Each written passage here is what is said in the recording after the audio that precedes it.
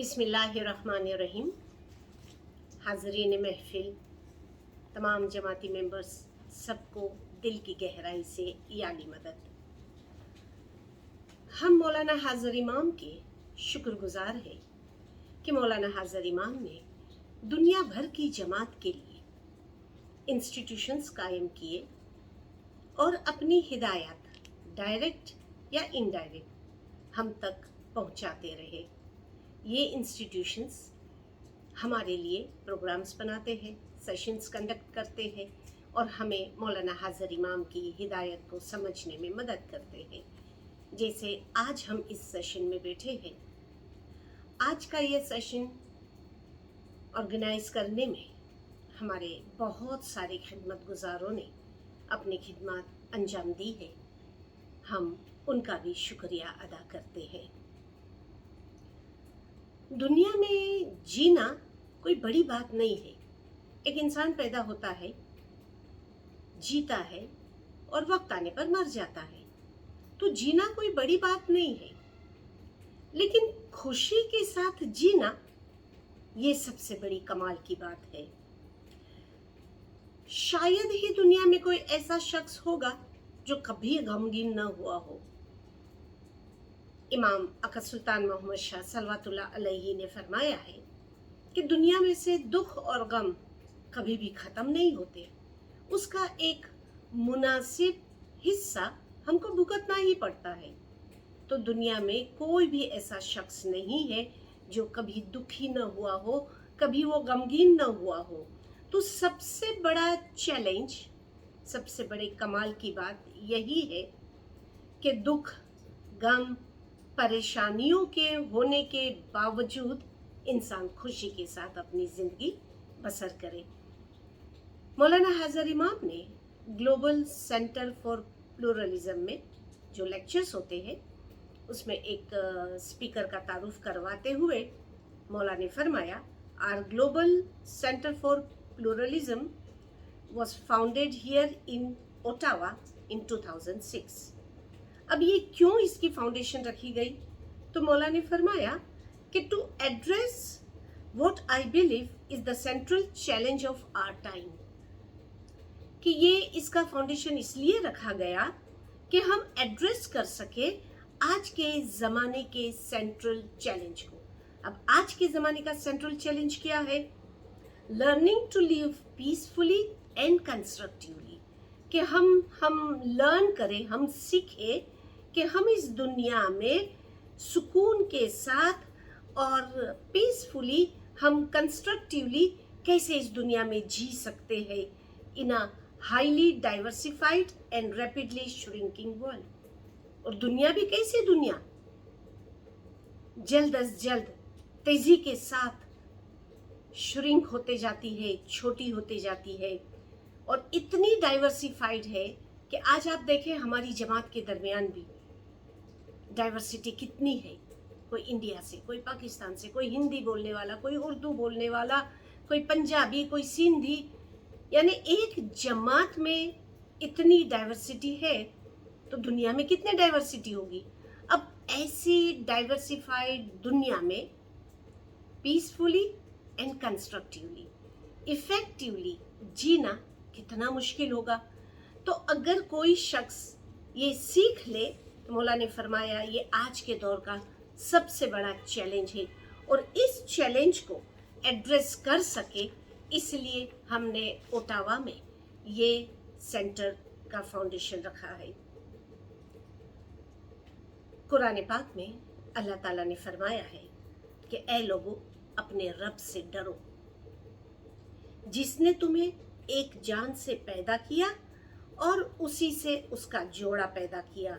उन दोनों से बहुत से मर्द और औरतें फैला दी और इसकी वजह से ये माशरा, ये सोसाइटी वजूद में आई कि खुदावंद ताला ने हमको एक ही नफ्स से पैदा किया है, एक ही जान से पैदा किया है और फिर उसी में से मर्द और औरत को इस दुनिया में फैला दिया।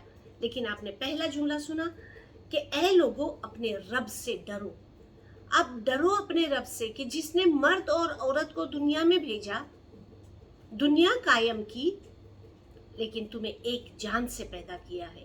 तो जब दुनिया में जाओ तो ये मत डरो, ये मत सोचो कि आप ही सब कुछ हो। खुदा से डरो जिसने तुम्हें पैदा किया है। और मर्द औरत आपस में प्यार मोहब्बत के साथ रहो। इसीलिए फरमाया है कि मर्द औरत का और औरत मर्द का लिबास है। लिबास का मतलब क्या? हम क्यों पहनते हैं कपड़े? ताकि हम खूबसूरत दिखे, ताकि हमारी इज्जत छुपी रहे। तो आप सोचें कि मर्द औरत के लिए उसका लिबास है, उसको उसको खूबसूरती देने वाला, उसकी इज्जत की हिफाजत करने वाला। इसी तरह औरत मर्द की इज्जत की हिफाजत करने वाली है, मर्द के राज को छुपाने वाली है, न कि लोगों के बीच में जाकर उसको उजागर करते फिरे। हस्बैंड वाइफ की बुराई करे, वाइफ हस्बैंड की बुराई करे और दोनों की अपनी अपनी इज्जत उछाले। नहीं, इंसान को खुदावंद ताला ने दुनिया में एक दूसरे का लिबास बनाकर भेजा है। इसलिए नूर मौलाना शाह करीमुल हुसैनी हाज़र इमाम ने फरमाया कि when you Mary you create a family. It is your duty and responsibility to maintain your family and to make sure that you do your utmost to have a happy, a sound and a united family. कि जब आप शादी करते हो गोया आप एक family create करते हो। अब ये फैमिली क्रिएट होने के बाद ये आपकी ड्यूटी है, ये आपकी जिम्मेदारी है कि आप अपनी फैमिली को खुशहाल, मजबूत और मुत्तहिद रखें। Happy, sound and United family. आज के इस लेक्चर में, आज के इस सेशन में ये 3 वर्ड्स अपने दिमाग में बिठा लें कि हमने अपनी फैमिली को हैप्पी, साउंड एंड यूनाइटेड रखना है। अब वो कैसे करेंगे? तो सबसे पहले तो सवाल होता है कि फैमिली क्या है? अब फैमिली देखिए, वो नाम, उसका spelling FAMILY। F father and mother, I love you. हाँ, उसका फैमिली का जो बुनियाद है ना, वो ही इसी पर है कि father and mother, I love you. आपस में माँ बाप मोहब्बत करते हैं, बच्चे माँ बाप से मोहब्बत करते हैं, तब जाकर फैमिली बनती है। सिर्फ शादी कर लेने से या बच्चे दुनिया में आ जाने से वो फैमिली नहीं होती है। उसको फैमिली बनाने के लिए खुश रखना, आपस में प्यार मोहब्बत देना बहुत ज़रूरी है। फैमिली वो मकाम है कि जहाँ इंसान अपना सुख दुख, अमीरी गरीबी बांटता है। ये वो मकाम है जहाँ इंसान जब दाखिल होता है ना, तो वो सुकून और प्रोटेक्टेड फील करना चाहिए। इसलिए गुजराती में कहते हैं कि धरती नो छेड़ो घर, कि ये दुनिया का जो एंड है वो घर है। कि इंसान जहाँ कहीं भी जाए, घूम फिर कर महीने 2 महीने 6 महीने में जब वो अपने घर पहुंचता है ना, फिर उसको सुकून मिलता है। तो इसलिए घर को घर बनाने में हम सबको मेहनत करनी पड़ती है।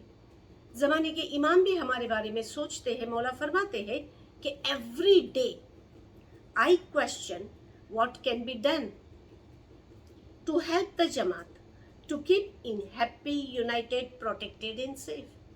कि इमाम अपने आप से सवाल करते हैं कि हम ऐसा क्या करें कि जिसकी बदौलत जमात खुश, मुत्तहिद, महफूज और सेफ रहे।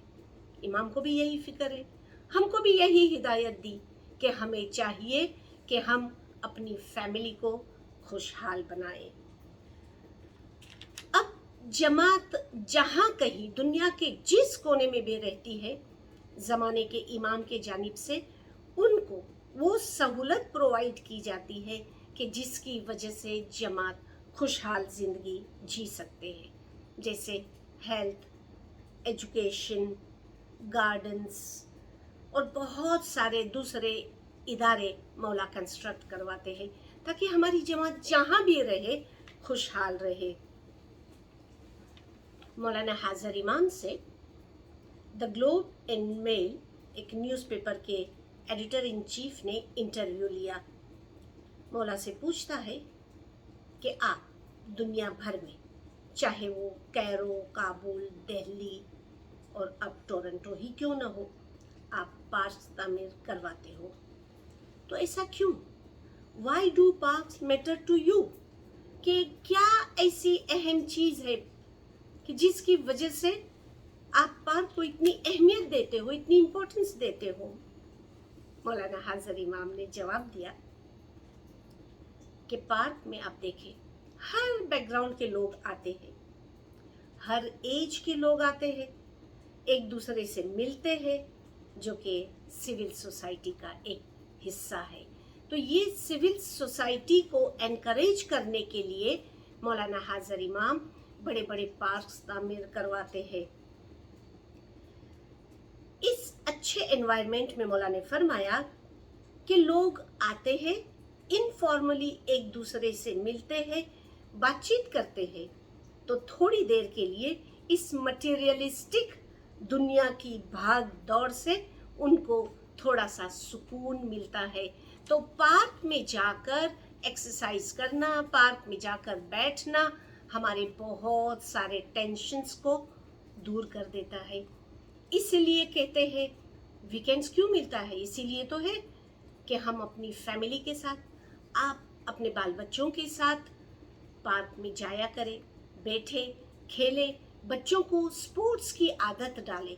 तो जब हस्बैंड एंड वाइफ बच्चों को इस तरह क्वालिटी टाइम देंगे तो घर का माहौल बहुत ही पुरसुकून रहेगा, लोग पुरअमन रहेंगे।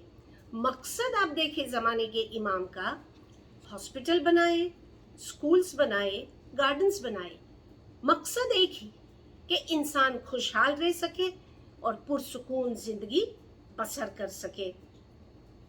अब अगर हम अपने घर को पुरसुकून बनाते हैं, हम अपनी फैमिली को खुशहाल रखते हैं, तो उस वक्त दिल में ये ख्याल करें कि या मौला, ये आपका फरमान है, ये आपके प्रोजेक्ट्स का हिस्सा है कि जमात खुशहाल रहे।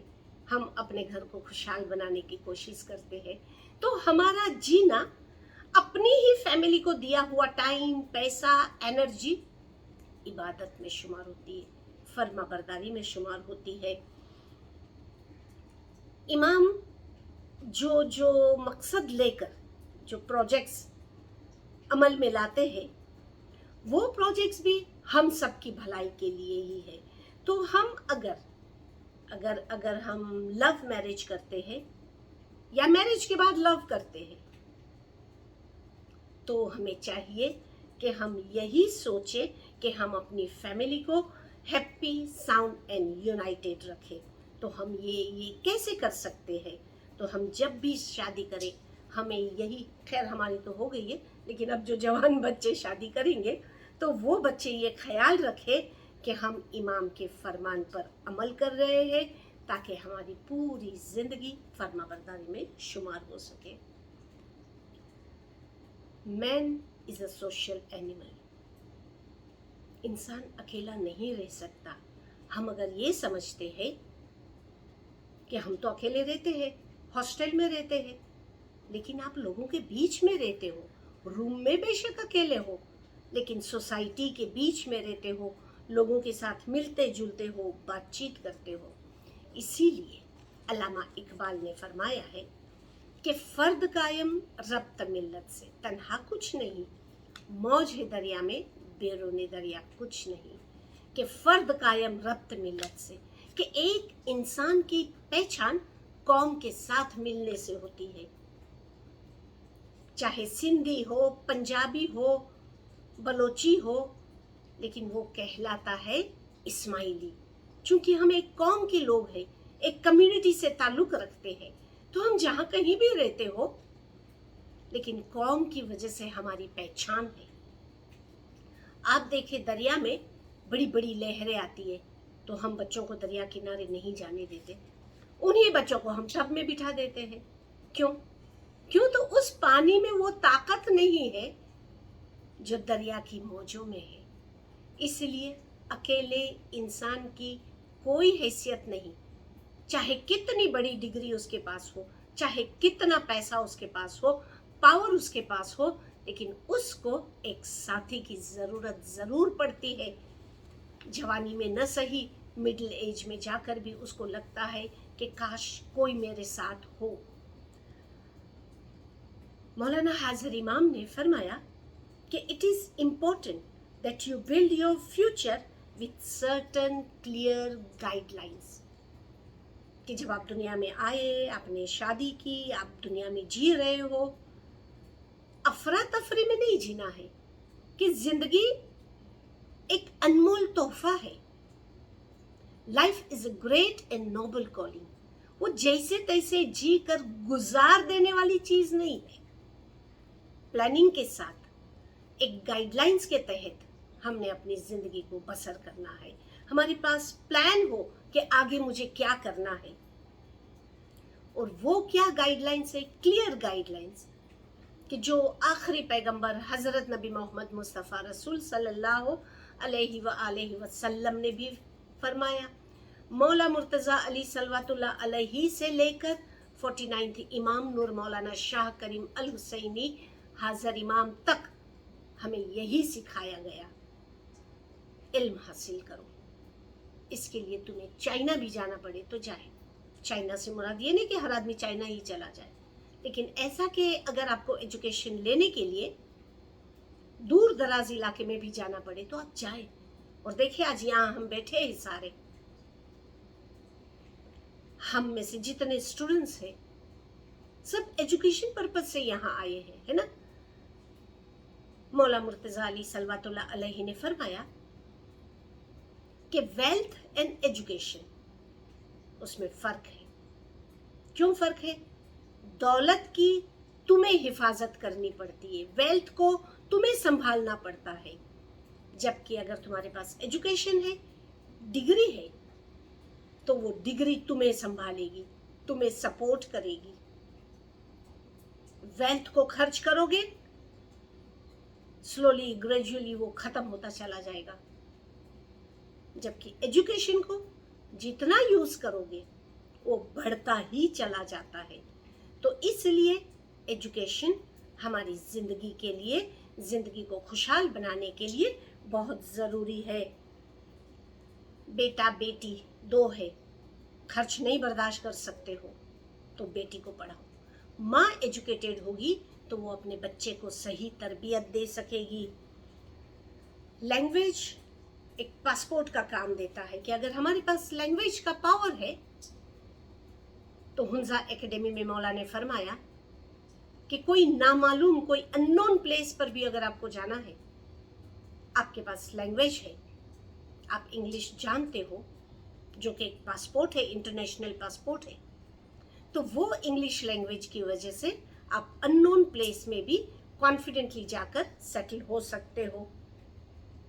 लेकिन ये तब मुमकिन है कि जब हमारी हेल्थ अच्छी हो, हम सेहतमंद हो। तो इमाम ने फरमाया कि carefully monitor your health, have regular checkups. तो इसलिए हमारी कोशिश होनी चाहिए कि हम अपनी हेल्थ का ख्याल करें, किसी बुरी आदत में हम मुलविस न हो जाए। कोई गलत चीज़ जो हमारी हेल्थ को नुकसान पहुंचाता है उसको हम लिमिट से ज़्यादा इस्तेमाल न करें। अव्वल तो कोशिश करें कि हम ऐसी चीज़ों से दूर ही रहे। तो अगर हम अपनी हेल्थ की हिफाजत करेंगे तो मौला ने फरमाया है कि healthy human body is temple, कि हमारी ज़िंदगी, हमारा सेहतमंद जिस्म हमारे लिए एक मंदिर, एक इबादत गाह की तरह है।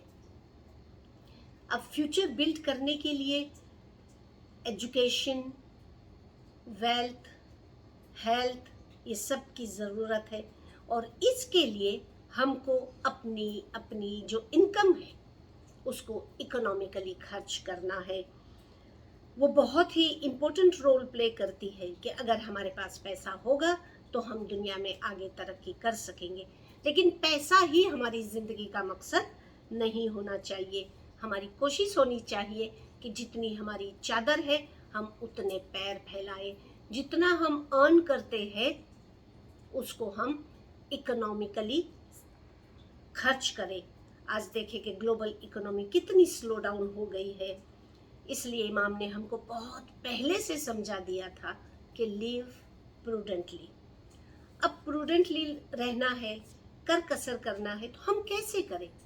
कर कसर करने के दो तरीके। एक तरीका यह है कि जिस चीज की हमको आज जरूरत नहीं है, जिस चीज की हमको कल या उसके बाद जरूरत है, तो हमको चाहिए कि वो चीज हम तब खरीदें।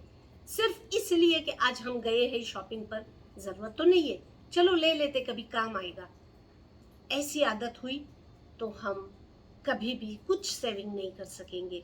हमारी कोशिश होनी चाहिए कि हम शॉपिंग पर भी जाए तो एक लिस्ट तैयार करके जाए, जिसमें हमको पता हो कि हमको कल क्या चीज़ की ज़रूरत है, खरीद ले। लेकिन जिस चीज़ की हमको पता भी नहीं है, ज़रूरत भी नहीं है, हमें वो चीज़ नहीं खरीदना चाहिए। दूसरा तरीका, जो हम अर्न करते हैं, जितनी हमारी इनकम है, हमको चाहिए कि हम उसको थोड़ा सा बढ़ा दें, हम न्यू कोई इनकम जनरेट करें। और अगर कोई गुंजाइश नहीं है इनकम जनरेट करने की, तो बेहतरीन तरीका है बचत करें, सेविंग करें, स्मॉल बिजनेस करें। जो हाउसवाइफ्स है, जॉब करना पसंद नहीं करती या वो क्वालिफिकेशन नहीं है उनके पास, तो उनको भी चाहिए कि घर में फ्री न बैठे, कोई स्किल्स अपने अंदर डेवलप करे, कुछ नई चीज सीखे। माता सलामत को इमाम सुल्तान मोहम्मद शाह सल्लल्लाहु अलैहि ने इतने बुढ़ापे में भी यही मशवरा दिया था कि कभी खाली मत बैठो, रोजाना कुछ न कुछ लर्न करो। अगर कुछ नहीं कर सकती हो तो आसमान की तरफ देखो, कुदरत को पढ़ने की कोशिश करो। यानी रोज हमको चाहिए कि हम कुछ न कुछ नया सीखें। अगर हाउसवाइफ्स है, फ्री बैठे हैं, तो आपको पता है ना, empty mind is devil's workshop. नौरा बेटा नखो दुआड़े, फिर वो बैठे बैठे गॉसिप, बैठे बैठे शॉपिंग, इधर जा उधर जा, टाइम ज़ाया करने वाली बात है। इसलिए कोशिश करें कि फालतू बेमकसद घर में न बैठे। जो कुछ अर्न कर सकते हो, जो कुछ बचत कर सकते हो, वो अपने पास संभाले, और जब ज़रूरत हो घर में तो अपनी फैमिली को फाइनेंशियली सपोर्ट करें, हेल्प करें। घर में कुछ बुजुर्ग भी होते हैं जो अभी बाहर जाकर काम करने के काबिल नहीं रहे। उनका बुढ़ापा, उनका तजर्बा, उनके एक्सपीरियंस से फ़ायदा उठाए। उनको भी चाहिए कि वो घर में बैठकर कुछ न कुछ काम करते रहे, घर की बहू बेटियों को सपोर्ट करते रहे। इससे उनके दिल में भी बुजुर्गों के लिए मोहब्बत पैदा होगी।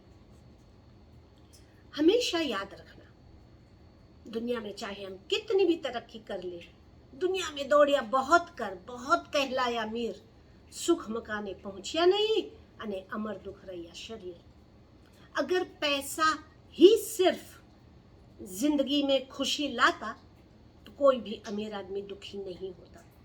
लेकिन आप देखो, ज्यादा से ज्यादा परेशानी अमीर को है, जिनके पास बहुत ज्यादा पैसा है।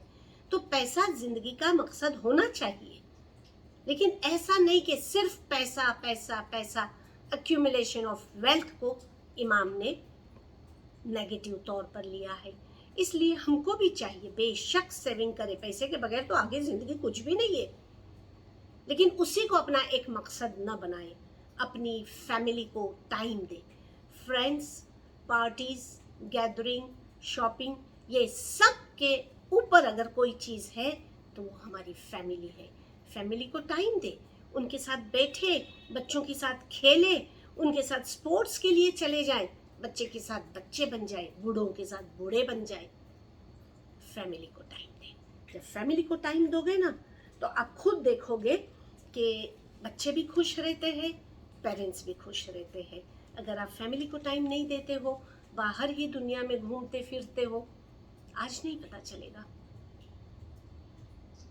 5 साल, 10 साल, 20 साल, जब हम बड़े हो जाएंगे, या जैसे अभी हम बड़े हो गए हैं, तो ऐसे हालात में हमारे लिए बहुत मुश्किल होगा कि हम ऐसे हालात में बुढ़ापे में हमको याद आएगा कि जब हमारे बच्चों को हमारी टाइम की ज़रूरत थी तो हम उनको टाइम नहीं दे सके। इसलिए आज अपने अंदर एक उसूल बना ले कि हम अपनी फैमिली को ज़रूर टाइम देंगे। जिसको खुदा ने बहुत नवाजा है, न जॉब करने की ज़रूरत है, न सेविंग की ज़रूरत है, बहुत सारा बैंक बैलेंस है, सब कुछ है, उनको एक फरमान इमाम का याद दिलाऊं। इमाम ने फरमाया, use what you need, share what you have excess. आप खर्च करें, खाएं पिए, अपने लिए सेविंग भी करें, लेकिन उसका कुछ हिस्सा अपने दीन भाइयों के लिए, अपनी कम्युनिटी के लोगों के लिए आप शेयर करें। आप मैं बताऊं, हम तमाम खवातीन की, हम तमाम लेडीज़ की ये आदत रही है, 10 नए ड्रेसेस लाएंगे लेकिन पुराना एक भी निकालेंगे नहीं। तो आप सोचो कि 20 साल, 25 साल, 30 साल की हमारी ज़िंदगी शादी से पहले के कपड़ों से लेकर शादी के कपड़े और अभी जो नई नई शॉपिंग्स हम करते हैं वो सब हमारे कबर्ड में भरा पड़ा है। एक दिन कबर्ड के सामने जाकर खड़े हो जाए, आप देखोगे कितने ऐसे कपड़े होंगे जो हमने 10 साल से पहने ही नहीं है। कितनी ऐसी पर्सेस होगी जो अंदर पड़े पड़े खराब हो रही है। दिल बड़ा करें, जो आपको चाहिए इस्तेमाल करना है बेशक करें, जो नहीं कर सकते हो, जो नहीं करना चाहते हो, आउट ऑफ फैशन हो चुकी है, आप उसको निकाल दें। फिर आप देखो कि आपके कबर्ड में जगह भी बन जाएगी और आप इतना खुशी और सुकून महसूस कर सकोगे। तो कोशिश ये करें, life is better when you are happy, but life is at its best when others are happy because of you. जो कुछ आपके पास है, नॉलेज है, नॉलेज शेयर करें, पैसा है, पैसा शेयर करें, घर में आपके पास जो कुछ भी ऐसा है कि जो किसी और को भी आप शेयर करवा सकते हैं तो आप ज़रूर करें। और इसके लिए मैं यही कहूँगी कि चैरिटी बिगिंस एट होम। जो नेकी करनी है अपने फैमिली मेम्बर्स के साथ करें, अपने रिलेटिव्स के साथ करें, फिर अपनी कम्युनिटी के साथ करें। गिविंग इज रिसीविंग, ये एक चाइनीज़ प्रोवर्ब है कि आप जब किसी को देते हो तो उसकी जगह खुदा आपको बहुत कुछ देता है। पुराना जाएगा तो नया आएगा ना। तो हमें चाहिए कि हम एक दूसरे की मदद करें, एक दूसरे के साथ चीज़ें शेयर करें, नॉलेज, एक्सपीरियंस, दौलत, हर चीज़ में सबका थोड़ा थोड़ा हिस्सा होना चाहिए। Living for others is a rule of nature. We were all born to help each other. हम सब जानते हैं कि बड़े जानवर छोटे जानवर को खाकर जीते हैं, बड़ी मछली छोटी मछली को खाकर जीती है, यानी सब एक दूसरों को सपोर्ट करने में ही लगे हैं, एक दूसरे की ज़िंदगी का सहारा बन जाते हैं। लेकिन जिस तरह से हम एक दूसरे की ज़िंदगी का सहारा बनते हैं ना, इस तरह एक चीज़ और भी याद रखें, आज अगर हमारा कोई प्रॉब्लम है तो हम ये ना कहें कि ये तो सिर्फ मेरा प्रॉब्लम है, किसी को इससे क्या फ़र्क पड़ता है, इट्स माई लाइफ। ठीक है भाई, इट्स योर लाइफ, बट आपने देखा कोविड ने हम सबको कैसा ठीक कर दिया। एक को खुदा न खास्ता बुखार हुआ तो दूसरे 50 को उसका असर पड़ गया। इसलिए हम सब ने मास्क लगाया। एक बंदे का प्रॉब्लम पूरी कम्युनिटी का प्रॉब्लम हो सकता है। जैसे अभी हम एक छोटी सी कहानी देखते हैं कि जिसमें हमको पता चलता है कि एक का प्रॉब्लम दूसरों पर कैसे असरअंदाज होता है।